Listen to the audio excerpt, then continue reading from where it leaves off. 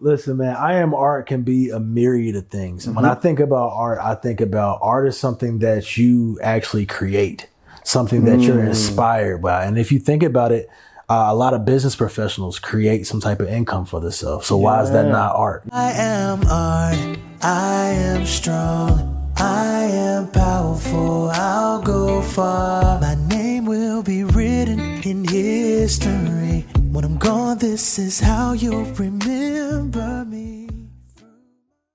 Hey everybody, it's Cam with the RDU Live show. You already know, and if you didn't know, now you know. We are here today. We're starting up a brand new series, brand new platform. It's I Am Art. I Am Art. I got my main man D-Shawn right here. So what is I Am Art? Let's talk to the people. Listen, man, I Am Art can be a myriad of things. And when I think about art is something that you actually create, something that you're inspired by. And if you think about it, a lot of business professionals create some type of income for themselves. So why is that not art? I have this like concept about, art should always evoke emotion and all that good stuff. Yeah. But like just the concept of being creative. Yeah. And it's really crazy you say it like entrepreneurship. People don't realize like entrepreneurship, like you got to create something out of nothing. You got to. That's the only way you survive in entrepreneurship. Yeah. You got to create something out of nothing. You got to be creative. Even if it's like a technical thing, you still have to be creative. And so like one of the ways we met, is like through music and interviewing on the radio and now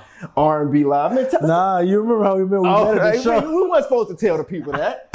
We met at the show. It was like your birthday. I remember that. That was at CJ Baker's open mic. Yeah. You were the featured artist, and it was my birthday, July 2nd. Yeah. A year or so ago, whenever it was. And that was a good night. It was, man. That was a good night. It was for sure. But we were talking, and we were like, you know what? We got to link up. We got to do something. We got to just keep this conversation going. We got to keep building on this friendship and getting to know each other. Yeah. And that's where we're here. And we're here. Yeah, man. So tell me a little bit about you, or let the people know where you from and all that good stuff. Yeah. I'm your neighborhood love dealer. If you didn't know, now you know. Based out of Raleigh, North Carolina, man. Like I was telling you, I've moved around a lot. Found home in North Carolina.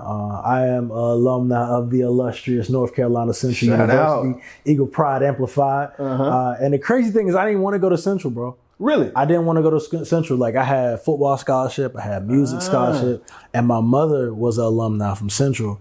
So me thinking about my life, I wanted to pave my own way. Yeah. I wanted to do something a little different. And it's crazy. I went to another school. I did a lot of stuff. I opened up for artists. I was a part of a lot of different collaborative things with music, but I felt like I was peaking too early. Now what does that mean? Like my freshman, sophomore year, I had already did just about everything to do on the campus. I had opened up for Meek Mill and Yo Gotti. I had went on 105 Voices of History where I was traveling around the world. 105 Voices of History back in the day, they only had one guy and one girl from every HBCU around the world.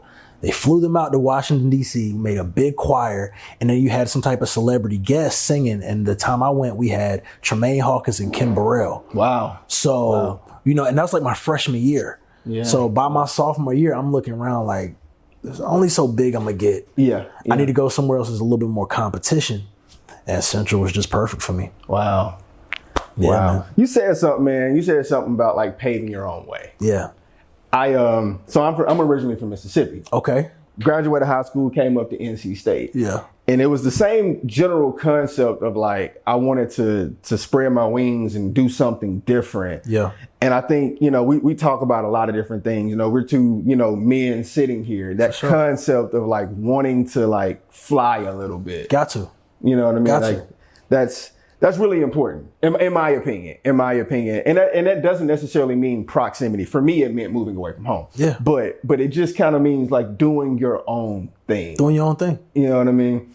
And when you're sheltered, and not even sheltered in a bad way, because if you have parents and family that love you, they're going to shelter you a little bit. Yeah. Because they understand that the real world they can only save you for so long. Yeah. So they're going to shelter you for a little bit. So when you actually come to a realization like there's more out there, and I want to learn, I want to grow, I want to figure out my own path, you got to spread your wings. Yeah. And you got to just go to see what happens. What made you want to get into music though? I get that question a lot, and I answer it the same way, man. I don't remember a time in my life where music wasn't a big part of my life. I've been singing since I was 4 years old. I think my first performance, I was 4 years old singing the national anthem at a school at 4. You know, knowing all the words. Being able to perform. I started writing my own songs at 11. So when it came to music and going to college, if I wasn't playing football still, because my dad was in the NFL for a little while. If I wasn't playing football, it had to be music for me. So there was nothing else that really made me tick like music. And I've been singing in church my entire life. I learned how to write my own music, learn how to do my own thing. So I was stuck, man. I didn't know nothing else to do. And I knew I was good at it. So I was like, I gotta go hard for it. Yeah. Getting good at something early, man. That's so big, man. Like for sure. You see great people, and there, you know, there's late blooming and 100%. I'm kind of like that in some areas, but the concept of like the earlier you can become great at whatever your craft is, the better off you'll be. And finding that early. Yeah. People talk about like defining your purpose and stuff like that. Like if you can find it early and like hone in on it, you got to step ahead. You got to step ahead. But what people don't really realize is in order to find it, you got to fail. You got to, man. You got to go do something else and be like, nah, that ain't it. You know what it was for me? Yeah.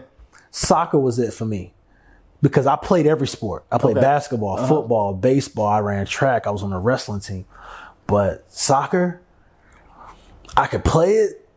I just wasn't good. You know what I'm saying? And then I noticed people around me that were really good. And it was like, man, this is just not my thing. Understanding yourself. It's not my area. Understanding yourself. Yeah. You gotta be real with yourself. You gotta be real with yourself. That's crazy you say that. So I played basketball and I always I regret not playing baseball. Yeah. So back, when I was a kid, to me, baseball was boring.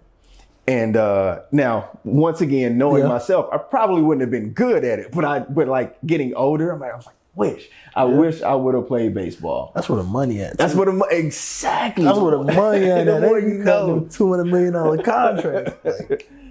That's where the money is at for real. So you played a lot of sports, huh? Yeah, I played everything. I literally played everything. Everything, but football was the one. Football was everything for me.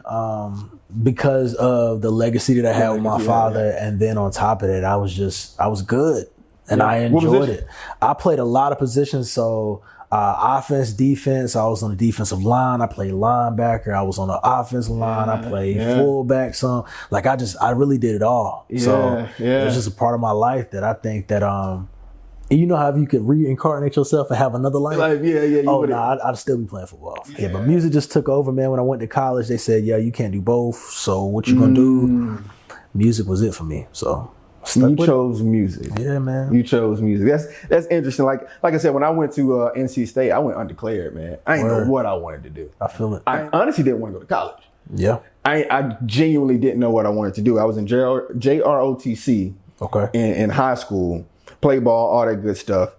I had like a hat. I had applied to a lot of schools around the country. Yeah. And I had a hat. And in the hat was also military. I took the ASVAB, did all that, had already talked to recruiters. Yeah.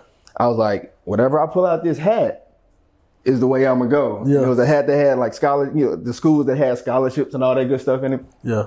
Put it out. Ended up being NC State. Get to NC State. And I still don't know what I want to do. So I went to Virginia College, all that good stuff, ended up doing communications. But the long story short there is, now I'm sitting here talking to you. It paid off. And have built a career in communications. I love to talk and communicate with people, communicate with wider audiences and all that good stuff. Absolutely, bro. And, it's just exploring, failing, and wanting to do my own thing, pave my own way. It all comes together. And it comes together like bringing it full circle back to that concept of art, of like creating something for yourself. Yeah. You just got to be comfortable with trying stuff and knowing that it might not be the best. Knowing that somebody might be better than you. How do you deal with failure? Man, I'm a big believer in God, and he kind of keeps my foundation firm and straight, where I understand that it's not always about me. One, I'm not perfect. Two, and with him, all things are possible. So if I'm trying to do things on my own, then maybe that's where I failed. Wow. So it's a bit of humbling, you know, when I start looking at the situations in my life where I can say I failed in. It was probably because I was moving on my own. Maybe moving too fast, not taking time to consult or really think about my decision the way that I should have. Wow. But it led me to where I'm at now, you know? Wow. Even now, if somebody talks to me and I have an observation or a decision I need to make, I go back to them times where I didn't take time to think. And I say, nah, I got to prioritize it now. Wow. It's got to be a focus. Wow. I know what it feels like to not think and make a decision and it not be the best for me. You learn as you go. You learn as you go, man. You learn as you go. The thing that older people say is keep on living, right? Yeah. And it means a lot of different things. It means a lot of different things. When you think about that failure thing, I used to have a thing on my phone. It's come from my ROTC days. Yeah. And it said, failure is not an option. And I took that and it got me far, right? And you realize failure is not an option. You got to keep pushing, got to keep going. But now in my life, as I'm an entrepreneur that's trying to grow and trying to build something, now I try to fail fast. Yeah. See, you know, when you think about a mistake, is it really failure? Yeah. You know what I'm saying? Yeah. Some people have been rich, successful off of failures. Off of failure. Mistakes. So it's like sometimes my failure is actually my perspective of it. Yeah. Wow. Because I didn't get what I thought I should get out of it. And I got something else that maybe I didn't appreciate to a certain time. Perspective. I feel like it's a failure, but it's not necessarily a failure.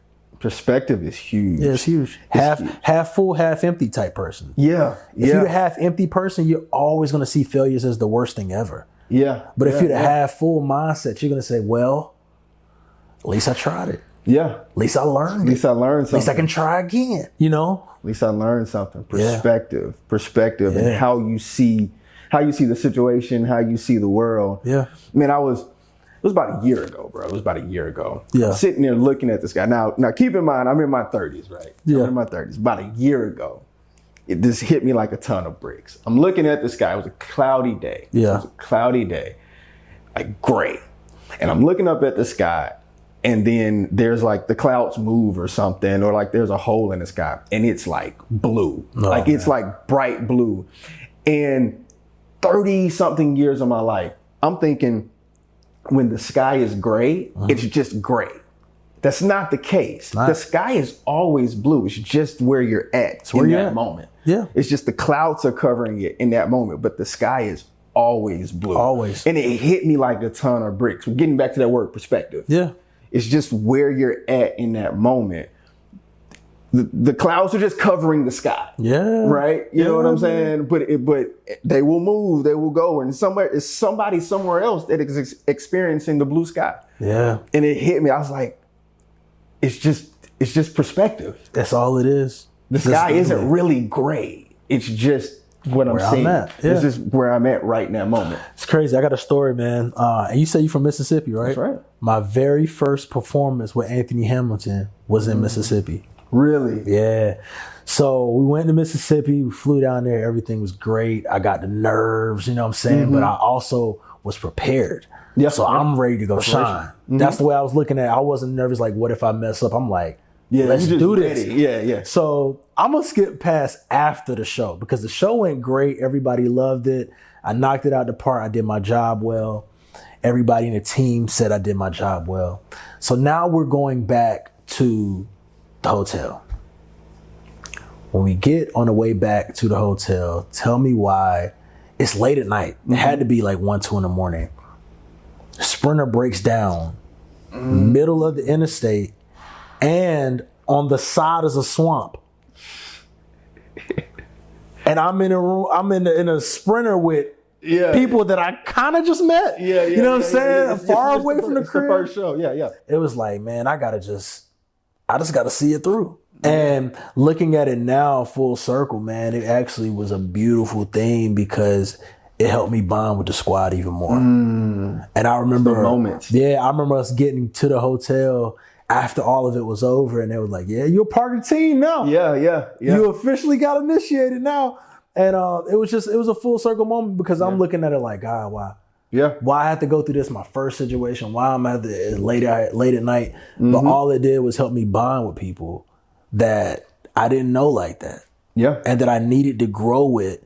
So moving forward, when we go to Oakland or we go to these other cities, you know me, I know you, and we're gonna rock right. So it was beautiful, man. It's all perspective. All perspective. It's all perspective. So I traveled for a little bit. I used to work in NASCAR, and I traveled going to all the races and stuff like that. Yeah. And it's something about that traveling thing, you know, like when you're on the road, whether it's a concert or sports, whatever it is, but like you get to know people. Yeah. And in those moments, things will happen and things will go wrong. That's why I love doing things live. That's why I love bands. Yeah. Because you have to be able to like work with other people and in the moment. You know what I mean? Whether you're on the road, whether you're on stage, something will go wrong. And those are the moments that you bond. Yeah. Those are the moments that, all right, you got my back. All right, we can get through this together. We can get through this one. The next show where it's all great is going to be out the park. I'm telling you. You know what I'm saying? Some of those memories, man, ended up being some of the best shows for me ever. Yeah. Ever. Like, it's like a chaotic moment, not knowing what's going on. But it's either you sink or swim. You sink or swim. Yeah, I looked at it. I had a show. It was a BET Blaze the Stage thing. So it was a competition, right? I'm on stage. I'm doing my thing. Crowd is in there loving it. It was raining outside. It was a storm. Tell me why the power goes off. While I'm on the stage, was performing with a band. What instruments you gonna hear with no power? So I had two choices. Either I can tuck my tail between my legs like a little kitten and go sit down and wait for them to figure it out, or I could stand on that stage and engage with everybody that's waiting to see what is going on. Man, acapella, no mic. I'm out there just getting people to clap. Wow. And I'm singing, man, it was amazing. And they, at the end of the show, they was like, yo, how you just flipped it like that?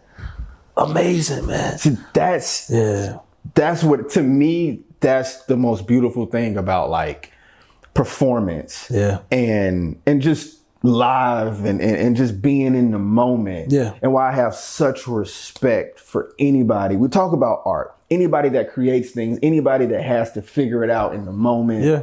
Like those kind of, that stuff happens. And the people that do it really good, we make it seem effortless. But it's something, it's like people don't understand, like when you're doing stuff like live, you know, like whether it's on a camera or on stage, like your mind is just, it's moving. Yeah, man. And there's so many things that could go wrong, that will go wrong, that do go wrong, that your job is to make sure that audience, that whoever they are, wherever they are, don't see nothing, don't know anything that's happening. They don't see nothing. That is like, whether you're a comedian, a singer, a host, a preacher, like your job. It's your job. Yeah. It's your job. You get paid to do that. Yeah. It's more than just engage. That's a part of engaging with the crowd. Exactly. It's like making sure they're comfortable, they're good. Even when you might be pissed off behind the stage. Behind the stage. When you get on the stage, they know nothing about it. Hey, it's some crazy times when like the band or whoever is backstage fighting like cats and dogs. Then go put on a 30-minute set that just bangs out. Then go back to the dressing room. I think one of the craziest band moments I had, we ain't had no fights within the band, thankfully. But I think one of the craziest moments I had was my lead board player pulled up to the show an hour late. And we had to perform on time. With no pushing the show back. Yeah, we couldn't push the show back. So we had to go and his instrument and everything was on stage and we were performing without him. We did just about the whole show until he pulled up. And when he pulled up, of course he had a reason why. Yeah. So, but it's just that. But if we didn't keep going, the money that we were getting wasn't gonna get got. We did what we had to do, man. I feel that, man. I feel like, I don't know. It's just, like when you're doing stuff live and like you're doing it with other people, it's being in the fire, but having all that other stuff going through your brain, like trying to figure it out. But that's when you become good. Yeah. That's when you become good. The sink or swim stuff. Yeah, man. That's when you become good. I got a sink or swim moment. I was opening up for Tank. Had a chance to open up for Tank in Raleigh. And I had been promoting it for months, man. I had the band. We was good to go. Radio stations was on board. Everything was great. 2 days before the show, my mother says, I got to go to the hospital. I'm not feeling too well. So she goes to the hospital. The day before the show, my mother has a heart attack. Oh, man. The day of the show, my mother's still in the hospital. So I go see my mom in the hospital. I'm like, Mom, I love what I do, but I'll cancel it right now. You know what I'm saying? I love the opportunity to be able to do this with Tank, but I'll be right here by your side if you need me. And she like, nah, I wouldn't dare do that. You got to go do what you're supposed to do. And you better, you know what I'm saying? Represent. This is a big opportunity. Still pushing you. Yeah, this is a big opportunity for you. You need to go shine. So, like, that was definitely a sink or swim moment. My best friend is in the hospital. Yeah. And I know she wants to be here and can't. Yeah. But at the same time, I got a band that don't know nothing. I got a crowd of people coming to see me that don't know nothing. I got Tank that I need to communicate and impress that don't know nothing. Yeah. And why would he care? Because he don't know me at that time yet. So it's like, what you gonna do? All I did, I turned them lemons into lemonade, man. That's real. Because at first I felt myself like getting self-conscious about it, right? And it was right before I hit the stage. And I was like, you know what I'm gonna do? I'm gonna make the crowd feel me. Feel what I'm dealing with right now. And understand that it take a lot to do this. So the best way I did it, I FaceTime my mama on stage. Wow. I was like, y'all, I just want to let y'all know before I do this, my mother had a heart attack. Oh, we're so sorry, blah, blah. Can I FaceTime her real quick? Can y'all show her some love? Wow. Man, I FaceTime my mama. The crowd went crazy like they knew her. Wow. You know what I'm saying? So that made her feel good. Right. So now I'm more confident. I hang up the phone. I rock the stage. You know what I'm saying? Now I'm ready to talk to Tank. You know what I'm saying? I'm ready. And then that evolved into me having my most streamed song placed on an album that he released called Just Vibes. He put our song TBH on this project. Wow. Yeah, so it was full circle, man. That's crazy. Full circle, bro. Yeah. Ooh, I don't know if I'd be able to do that, but that's what we're talking about though. Like that, like those experiences, like that shape your career, shape who you are and like how you handle it. Yeah. Like that's one of them ones, like I don't know if I would have been able to get on that stage, man. I didn't know if I was gonna be able to either. Yeah. But you know, but by the grace of God, bro, and me actually, it's the work I put in too. Yeah. I think that if I didn't put in so much work to be as good and as great as I designed myself to be, I would have sunk. I think that a part of what kept me up was like, nah, dog, you built for this. Yeah. Like, you know where you come from? You know what you've been through already? Yeah. Like this right here, dog, come on, man. Like it's a speed bump. Yeah, yeah. It's a speed bump for it. So that's the way it kind of like fed into my energy. It's same perspective, man. I looked at it like, you know, either this is a moment where I'm going to break down or it's a moment 10, 15 years from now. I got a story of me rising to the occasion. And being able to hold that deep in my heart, whatever happens. People don't understand it. I love having this conversation, you know, like even on a way lesser degree. You know, I do the radio show and all that. And some days I don't feel like it, right? But some days I don't feel like it. But it's that concept of that's what you have to go do. Yeah. And, you know, we all go through that in life. We all go through that in life. And it's magnified when you have a whole audience of people watching you. Super magnified. It's magnified. You know, whether it's sports, you know, like, you know, it's the playoffs and, you know, something going on at home. Your job is to go do that in front of a lot of people. Really good. Yeah, really well. Yeah. You have to put yourself in a different mind state, like you said, you know, and figure out how to get through it. That is crazy. To FaceTime your mom, like that's thinking. That gave me fuel, man. It gave you fuel. I saw her smiling. The crowd was already cheering. Yeah. They was happy. I was happy. Yeah. I'm like, all right, what's next? Let's do it. Yeah. Man, I ended up hopping off the stage. I was walking around singing to people. The band was still on the stage. I'm walking around with the wireless mic singing in the crowd. Like, you know what I'm saying? Like, that's how much energy I had off of that one moment. For sure, bro. Yeah, man. Yeah. That's a story you're gonna have to hold on to, man. Yeah, for sure. That and breaking down in Mississippi, bro. I'll never. Show one. Think about it. I've been waiting to go on the road with somebody like that. Get the call to go on the road with Anthony. Show one at the night. 1 a.m. in the morning. I don't know. Nothing was in this swamp. I'm hearing something about alligators. Man, what? Yeah, bro. Yeah, I got some stories, but those two are definitely ones that like have shaped who I am today. Yeah, for sure. It's the things we go through. It's the things we go through, man. No, man, I appreciate you having this conversation because I love having like conversations to like understand what's behind the curtain. To me, I think that's what art is. I agree. And that's honestly, when we had the conversation about even doing this, that's the reason why I wanted to do it so much, because I know that not only I have a story, but there's so many other creatives. I'm not even going to say artists. Yeah, creatives that have stories that will resonate with a community of people that may feel like they can't get through something, may feel like they're inferior, may feel like they had a situation that they failed. And now they can't get back up. You know what I'm saying? Some people need that example of like, nah, dog, I failed 37 times. I'm just on 38 where I got up right now. You know what I'm saying? And some people really need to see that so they can understand that it's life, man. It's life. It's not all roses. You know what I'm saying? And we go through things to get better. And that's what we're going to be doing right here on this podcast. I Am Art. Is bringing these stories, bringing this conversation just about real life and what happens. Because if only y'all knew what creatives go through, and hopefully we can give y'all a little taste of that here. But it's a journey, and you just have to know what you're signing up for. That's the best way I can say it. Exactly. So stay tuned for more. We're going to be right here. RDU Live, I Am Art. I'm Cam.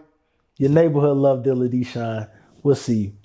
I am art. I am strong. I am powerful. I'll go far.